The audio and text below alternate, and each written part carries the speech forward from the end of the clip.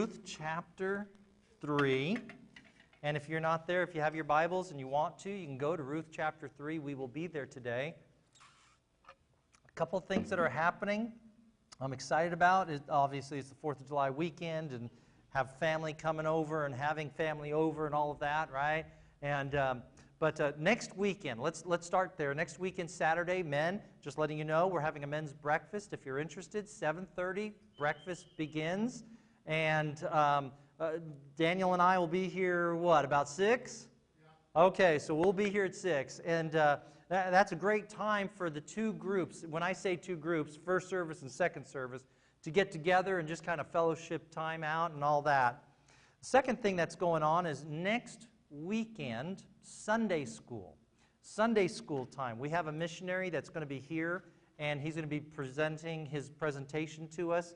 If you're in Sunday school, fantastic. If you're not and you're interested, stay around and kind of listen to what he has to say and see what he has to say. You may enjoy what he says and may even get involved in missions. That's at least part of the prayer. That is part of the prayer. Well, this week we are continuing with our sermon series, Ruth, and we're in Ruth chapter 3. It is one of the greatest little short stories the Bible has to offer. And like I told you the first time I got up here, Mrs. Chronister, actually I think I told this to the second service, so I'm sorry, I'm going to tell you now. Mrs. Chronister, and you have no idea who Mrs. Chronister is, my 4th grade teacher. After lunch, we'd come in, and she'd tell everybody, and she'd have to tell me twice, but she'd tell everybody, put your head down on the table, it's story time. And it was great. Mrs. Chronister had some of the best stories she'd read out of books. And one of my favorite was about World War II and how a Christian family, was trying to help and protect Jewish people. And great stuff, right? Well, this is story time, and I love getting comfortable. And I have the chair here, the table here. We're going to read a story, right? We're going to read a story. Well, today, what I want to do as I begin, I really want to kind of backtrack just a little bit and kind of remind us of where we've been in the last 2 weeks. First, this is a real story. This is a true story. It takes place about 100 years before King David. And it's part of King David's family. The book is actually named after one of its characters, Ruth, with the main character being Ruth's mother-in-law, Naomi. Now, the family. The story begins in a place called House of Bread, which ironically, there's actually a famine going on in the House of Bread.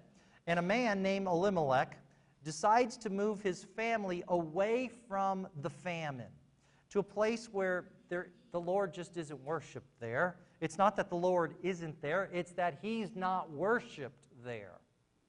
And there is food, though, and there's shelter. And he decides, let's go and let's make sure we eat so that we could avoid the thing that might happen here in the House of Bread, which is us starving to death. Well, soon into the story, literally chapter 1, verse 2 and 3, the thing that they're trying to avoid actually happens, and the father dies. And the 2 boys die. And through it all, poor Naomi is left with her 2 daughter-in-laws at that point to fend for themselves. God's sovereignty and His goodness is seen through all of it, and it's played out. Now, Naomi chooses in chapter 1 to return to the House of Bread, a very good decision, wise decision, and one daughter-in-law decides to follow her. That's what happens. The other one, Orpah, she decides to leave and go back to her people, but it was a good parting of ways because she had been released from her obligation. Now, at the end of chapter 1, after much pain and anguish is seen and felt by the loss of these 3 men for this family, and it's a heavy loss, we're told by the writer, he raises up hope in the last verse of the chapter, as he says, and he writes down, that the women arrived to the House of Bread at the beginning of the barley harvest. So that's an image of hope. Maybe not a hope for a whole year, but it's definitely hope for the next day. And in the situation that these ladies were in, they were pretty destitute in terms of no money and no place to live. They needed some hope, and they had it. But it was only hope for the next day. It was only hope for the next day, nothing long term. Well, last week we looked at a word, kindness, that we find. We actually find it in both chapter 1 and chapter 2. And Dan preached on that, and I think he did a great job. He actually had a whole lot more time in second service than first service. Usually that's the other way around. But he did a great job talking about the hesed of God, the kindness of God, and some of what that means. Committed love, loving kindness. And again, we see that in the first chapter of Ruth.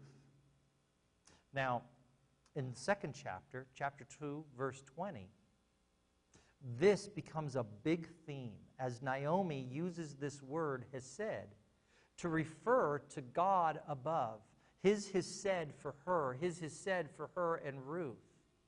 And so it's an important idea that comes up, and we will see it again today. God's loving kindness, His committed love, and actually there's a lot more to it, and we're going to see another part of it today.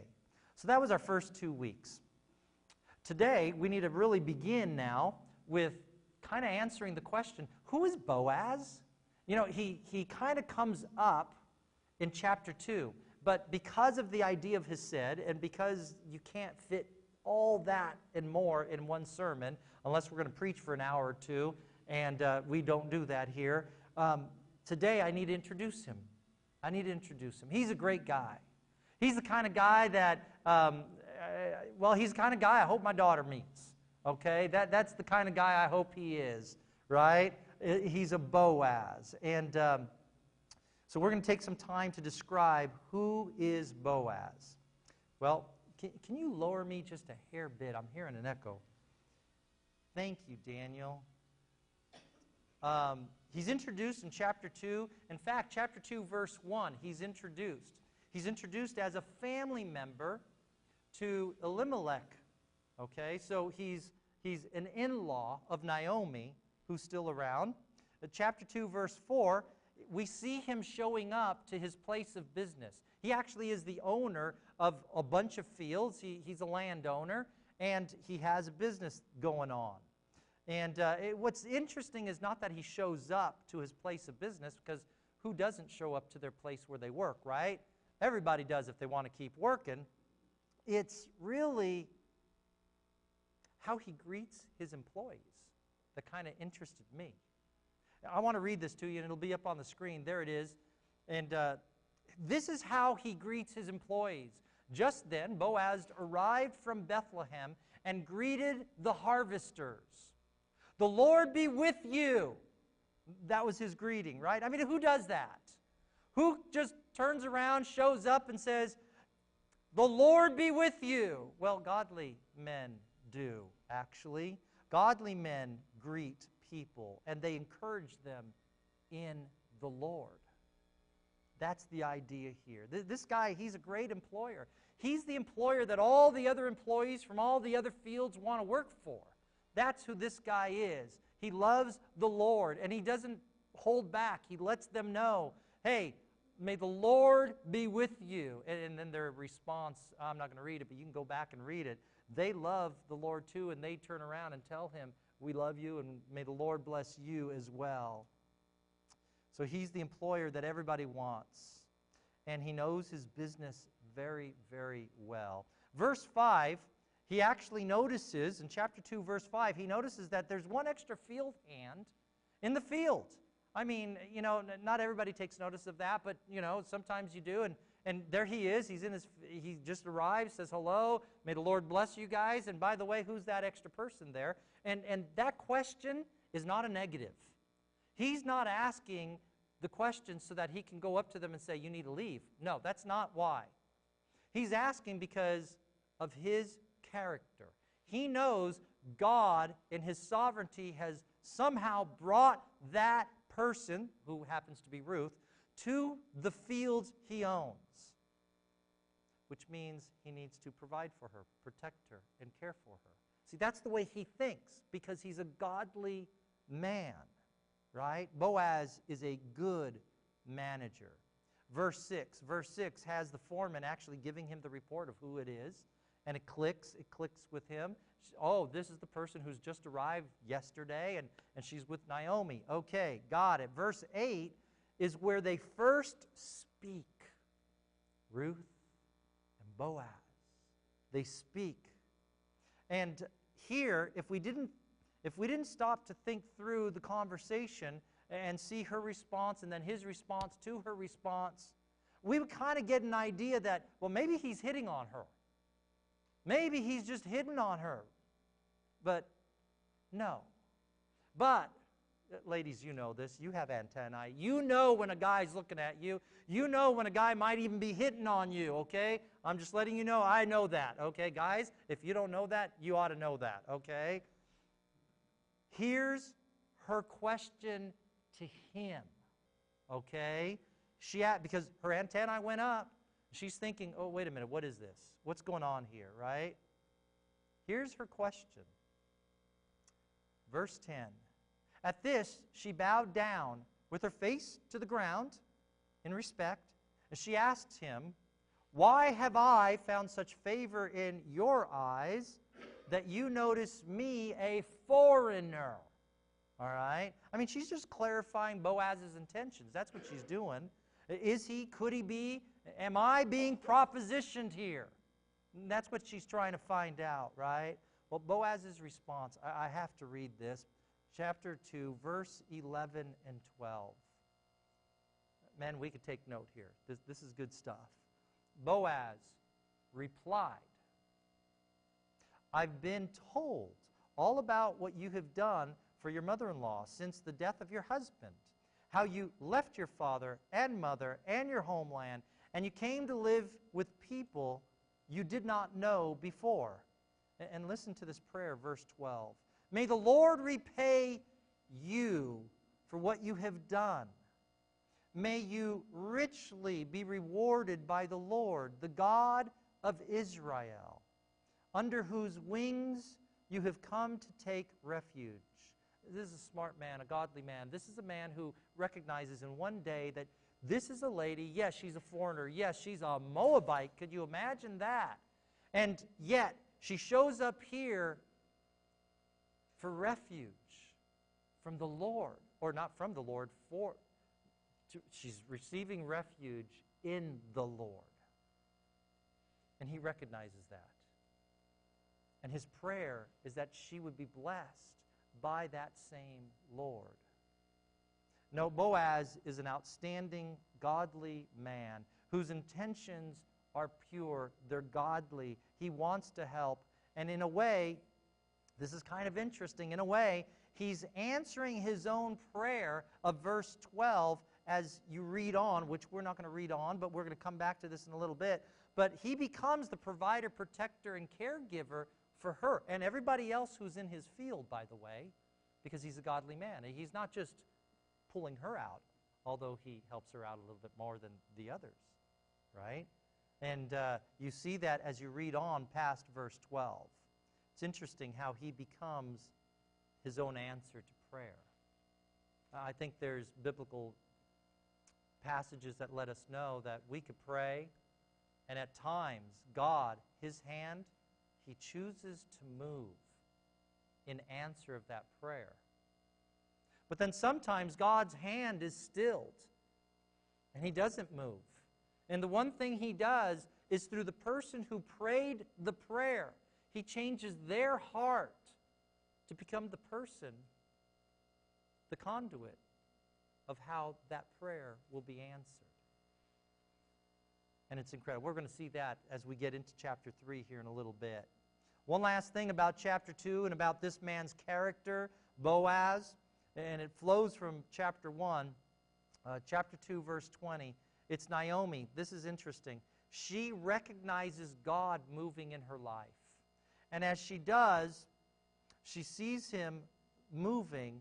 It reminds me of a passage Paul speaks of in Romans chapter 2, verse 4, All I want to do is say that this. Paul says that God's kindness, His kindness leads us to return to Him. And the one thing that Naomi is recognizing here in chapter 2, verse 20, is God has been kind to her since the first day she arrived there to the second day that she's there, when Ruth comes and tells her, hey, I was in Boaz's field.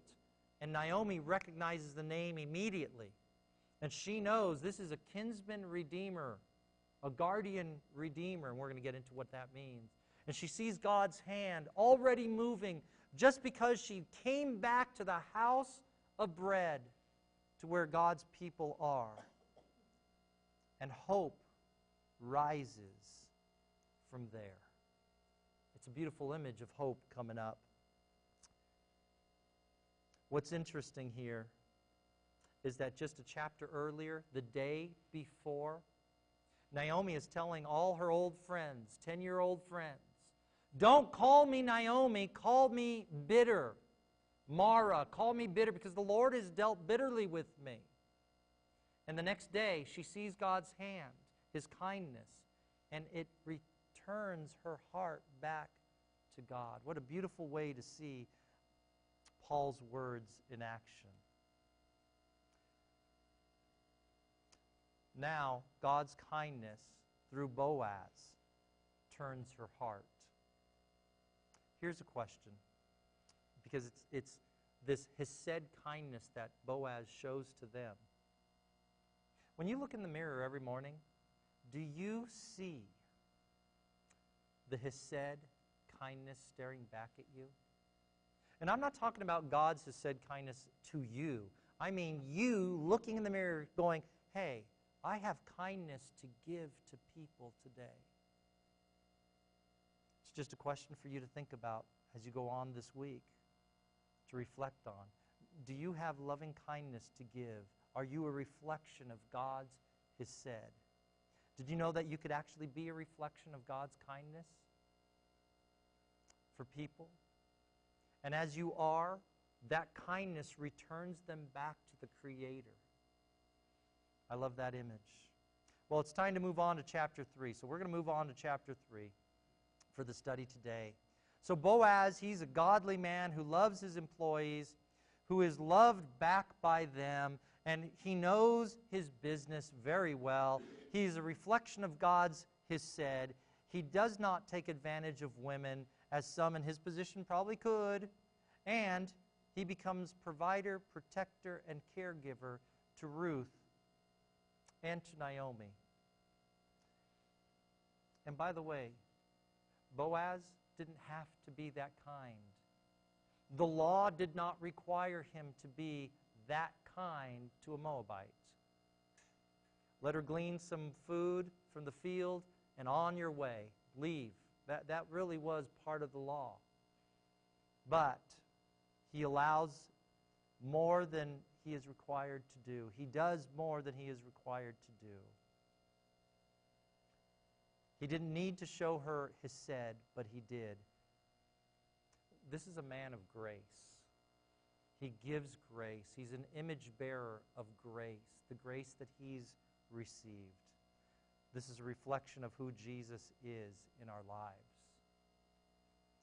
Verse 1 of chapter 3. Here we go. Let's have some fun, because it kind of gets a little weird today. I mean, when you start to think about what comes up. Here we go.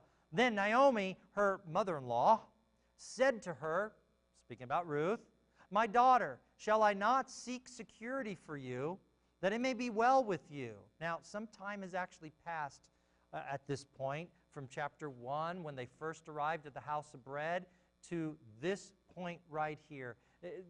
The barley harvest is over. We're looking at about a month and a half to maybe 2 months of time has transpired. All right? And so, in that time, things have gotten better. As a matter of fact, things have gotten very good for the two ladies. Let me explain that. This idea that Boaz is a grace giver. Well, how much grace did he actually give her? How much grace did he provide to these people, these two, right? Well, the grace extended to Ruth and Naomi by Boaz, it's huge. We can't discount it. It's above and beyond what's expected of anyone, which, by the way, there's a lesson there in and of itself, isn't there? Boaz allows Ruth to glean and does so in such a way, capture this, that Ruth's payout every day, her payout every day was several $1,000s.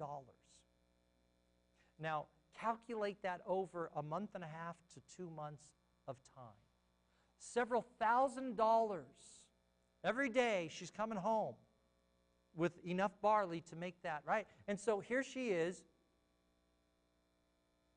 How much grace is that? You know what that ends up being? That ends up being a year's worth of wage to these two women. So this time has transpired. He didn't have to do this. This is literally money out of his pocket. Grace given to them. What a beautiful image. And all because of this, because now they're set for a year, they got food, they're in good shape. Now her Jewish roots kind of come out. And the song just kind of pops into my head.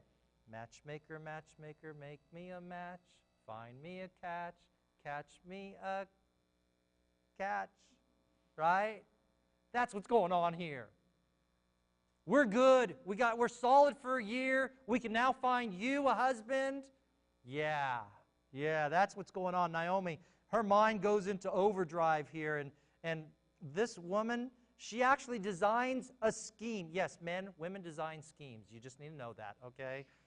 Shh, who said that? Shh, don't give away the secret, right? Okay? They design schemes to catch a guy that, if executed wrong, will actually leave trouble in its wake.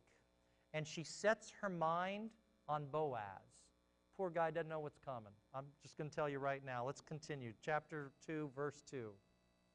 Now Boaz, with whose women you have worked, so the conversation continues between the two of them, these two women. He is a relative of ours. Tonight he will be winnowing barley on the threshing floor. How does she know that? I just thought about that. How does she know that? I think she was trying to get the 911 on everything, right? What? She's Batman. Nice. All right. So there she is. She's going to be on the threshing floor tonight. Look at what she tells her to do. Here's the plan. The crazy plan. Wash yourself. Put on some perfume. And get dressed in your best clothes. Now, mind you, it's been a month and a half since they've been there. And so at this point, she's made enough money, so she's probably been able to get one nice thing. And so she has something to wear, right? Then go down to the threshing floor, but don't let him know you are there until he has finished eating and drinking. When he lies down, note the place where he is lying. Then go and uncover his, what's that word? His feet. And lie down. He will tell you what to do. I will do whatever you say, Ruth answered. Really? You buy into that plan? Uncover his feet? It's a little crazy, even for that day. Trust me, we're going to see that in a moment. Verse 6. So she went down to the threshing floor and did everything her mother-in-law told her to do. I got to note something here. From chapter 2, when they first spoke, to this point right here, it's been about a month and a half, 2 months. They hadn't spoken since. At least the text does not tell us they've spoken. I don't think they have spoken, because that was not his interest to begin with. He just wanted to be the outstanding man that he could be in God's eyes for these women, right? Boaz really was just trying to look out for her and his other field hands, to truly be what God calls him to be. And everybody recognizes him as a redeemer, a special guardian redeemer. And he's going to live that out for God. So what does that mean? He becomes the provider, the protector, the caregiver to all of those who God places in his fields. His motives were pure, Christ-like, with everything that Hesed means, which is actually beyond just loving kindness. Remember I mentioned that? It's beyond just loving kindness. It moves actually into the realm of giving grace, of grace being imparted when it's not required. And He didn't have to be gracious with this particular Moabite. Verse 7, the story continues. When Boaz had finished eating and drinking and was in good spirits, should be an exclamation mark there sometimes, I think. In good spirits, he went over to lie down at the far end of the grain pile. Ruth approached quietly, uncovered his feet, laid down. In the middle of the night, something startled the man. He turned, and there was a woman lying at his feet. Wow, Ruth actually followed through on the plan. I mean, that's what's kind of funny about this for me. She uncovered his feet and laid down at his feet. Yeah, verse 9. Who are you? He asked. It's the middle of the night. It's dark, right? They're inside, right? He can't see. He's groggy. And she speaks. Spread the cover of your garment over me, since you are a guardian redeemer of our family.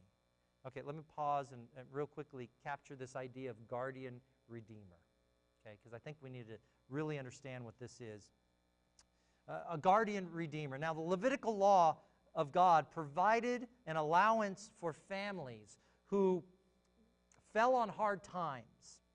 All right? And part of it was the family could sell their land to somebody else. But at the time of Jubilee, the land would be returned to them. So really it was more of a renting than a selling. And the land would come back to the family because it was supposed to be the family inheritance from God. So that's one thing that it allowed for, the Levitical law. The other thing the Levitical law allowed for, and there's a bunch of things it did, but the bigger things, this next one is, it allowed for the family to sell themselves into indentured servitude until the debt was paid off. All the time, the same family could at any time go to this one family member called a guardian redeemer. And the guardian redeemer, his job, if he so choose to do it, would be to buy back the land for the family, or even buy you out of slavery, the indentured servitude that you put yourself into. So these are two highlights of what is obviously a far more detailed and elaborate law that God gives them. So the guardian redeemer then is a high-ranking family member who really redeems the family and helps them out. In essence, they redeem you or restore you from the hard times. Boaz, chapter 2, verse 20, is actually identified as such a person by Naomi, and hence an extension to Ruth herself. Now, check out Boaz's response to what Ruth said. Remember, Ruth, all she has said is, cover me with the corner of your blanket because you're a guardian redeemer. Okay, cover me. That's all she's said. Verse 10, but boy, what that means is so much. Verse 10, the Lord bless you, he speaks. My daughter, he replied, this kindness is greater than that which you showed earlier. And that kindness that she showed earlier was to Naomi. And everybody had heard of what kind of kindness she had shown to Naomi. She wouldn't let her go. She was going to take care of her. She was going to die next to her. This kindness is even greater, higher than even that was. You have not run after the younger men, whether rich or poor. And now, my daughter, don't be afraid. I will do for you all that you ask. Well, didn't she just ask to have a cover put over her? Oh, no, it means so much more than that. All the people of my town know that you are a woman of noble character. 4 weeks really isn't enough for this sermon series. And really, I'd love to get into the character of Ruth. But let me just say it in a simple way. Her character is an image or a mirror of Boaz's character. Boaz is an image bearer of God's hesed love. She, too, is an image bearer of God's hesed love. Very similar characters here. Now, Ruth, in short, in what she said, here's what she meant. Here's what that all meant when she said, "Cover me, because you are a redeemer, a guardian redeemer." She's basically saying, I wish to place myself under your guardianship. I accept your leadership over me. And by the way, can you redeem the farm? Can you buy back the farm? That's what she's saying, right? Now, the implications in her request, they are not lost on Boaz. It wasn't what he was thinking, quite honestly. He was just trying to be honorable. He was just trying to provide, protect, and give care. True chivalry, right? I actually have felt chivalry this past week with people here in the church who kind of came into the church and said, "Hey, give me your keys, I'll change your tire out." You know, thank you very much, right? Thank you, Bob. It happens in this church, and I love that about our church. And I ask, where has that gone in the rest of the world? Boaz. He was quick to acquiesce to her request and show true willingness to redeem this woman and Naomi. Yes, I went there. I had to. He's a man. It wasn't hard to catch this man, by the way. Was it? Guys, are we hard to catch?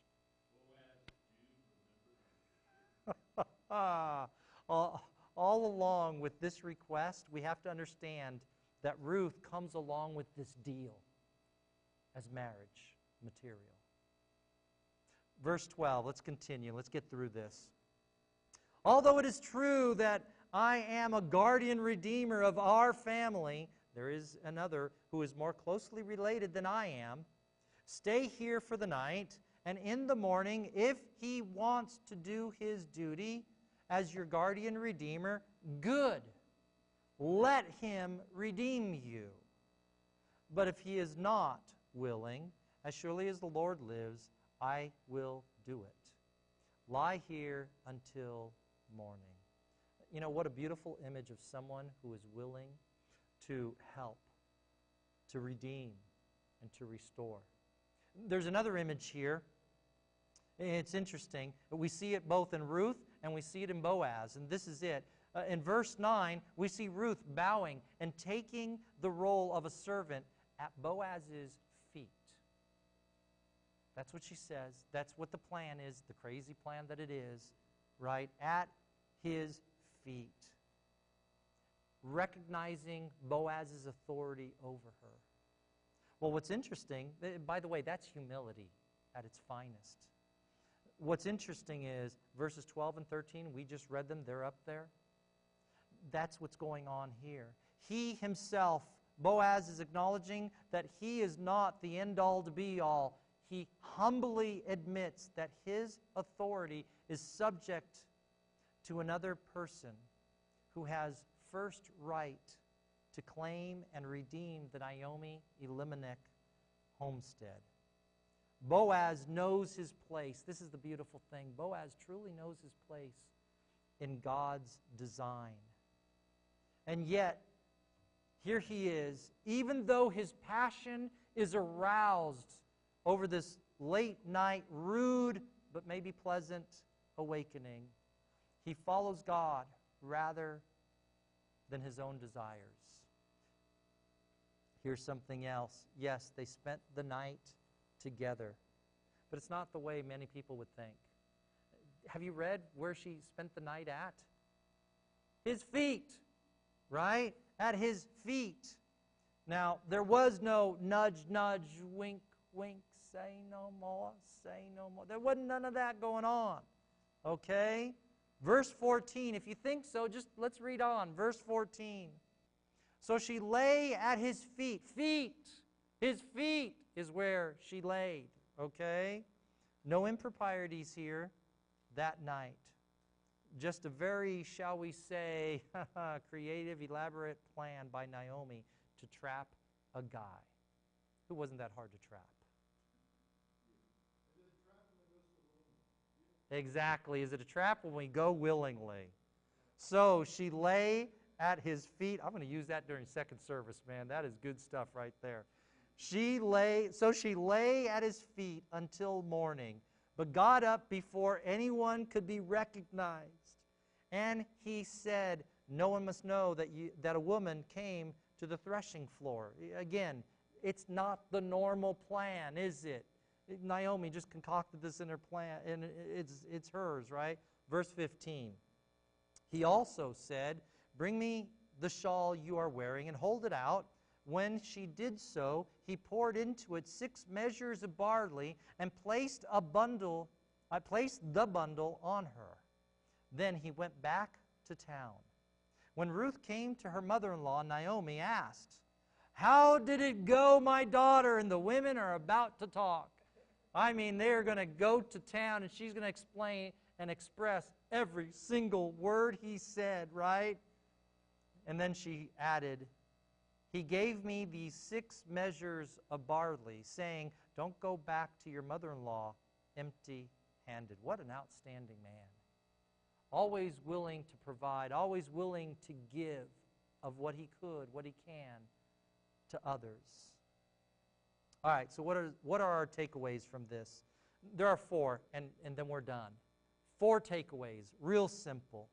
The first, if there's anything you write down, this might be the write down right here. The first is that we can be image bearers of God's, His said, His loving kindness.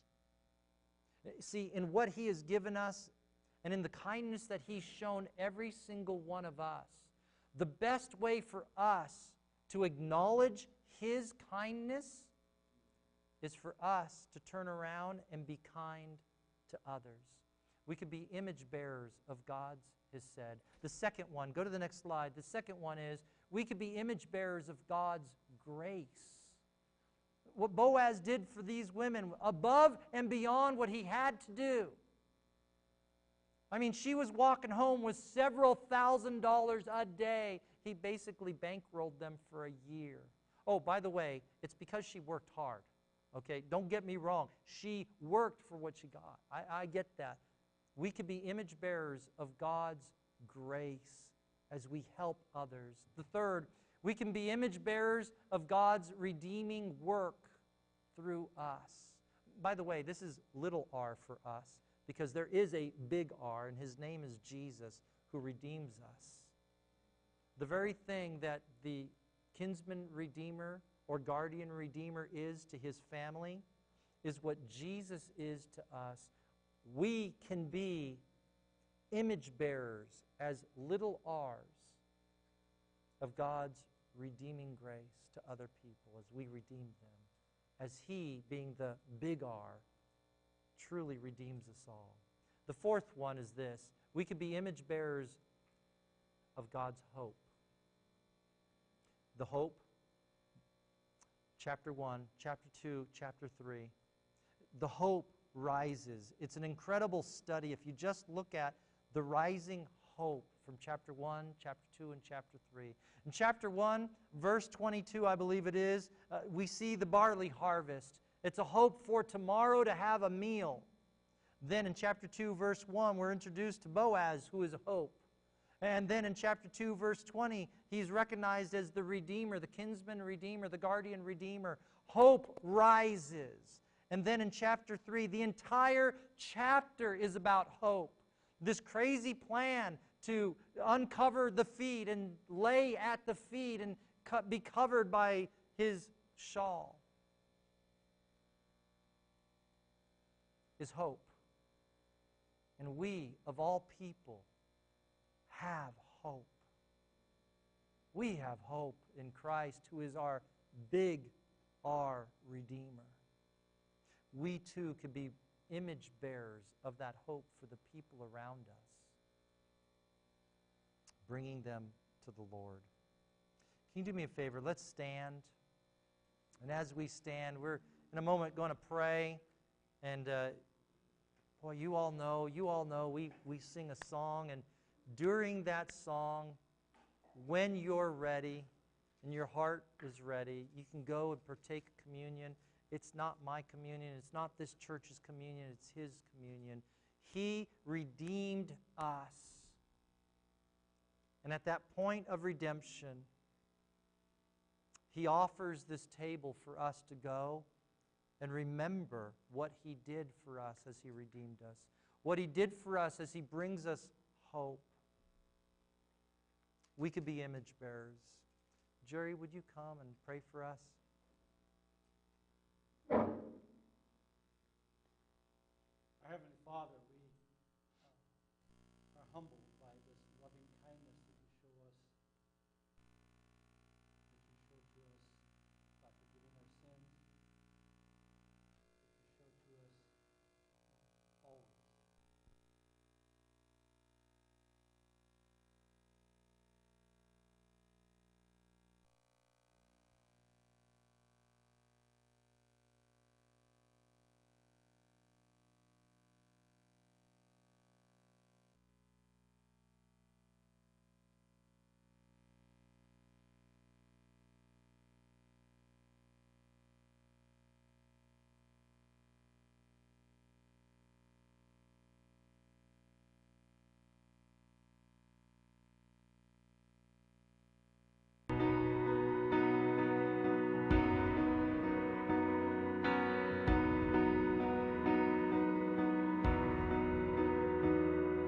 Seems like all I could see was the struggle,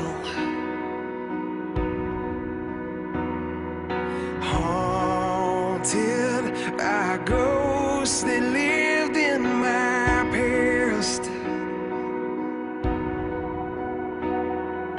bound up in shackles of all my failures.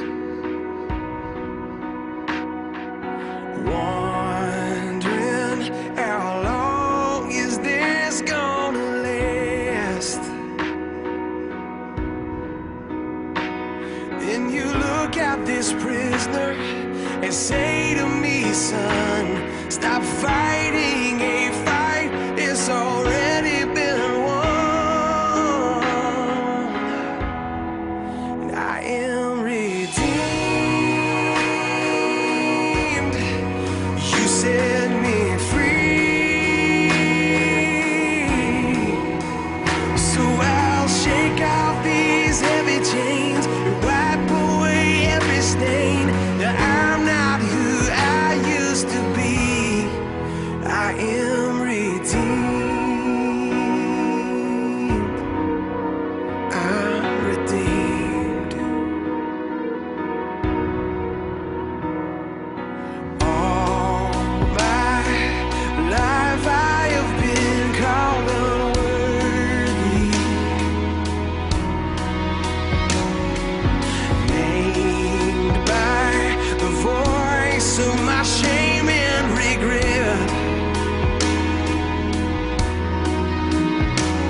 But when I hear you whisper, child, lift up your head, I remember, oh God, you're not done with me yet. And I am redeemed. You set me free, so I'll shake off these heavy chains and wipe away every stain. Now I'm not who I